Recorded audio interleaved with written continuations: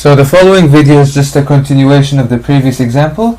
We're up to the second cut now, which the extremities are from 4 to 8. So just observing the original diagram, our second cut, the extremities are just from after this point load up to just before the UDL. So the 4th meter up to the 8th meter, because we're going from the left. And remember, when we draw the diagrams, we have to include the first cut and the second cut, since we're cutting all the way from the left. So here we go, our second cut is established and drawn in. Now we have to do equilibrium once again. It's just a repetitive process. Okay, so we have the sum of forces in the x direction, and this must equal to 0. Once again, the axial load's the only one here, so n is equal to 0 immediately.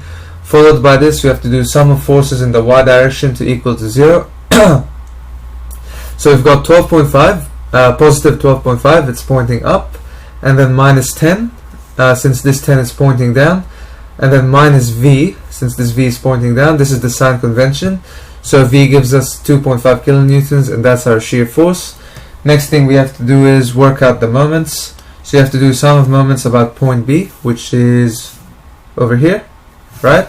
So first we've got minus 12.5 times x, since this reaction force by the pin over here has a lever arm of x and is a clockwise moment, so it's minus.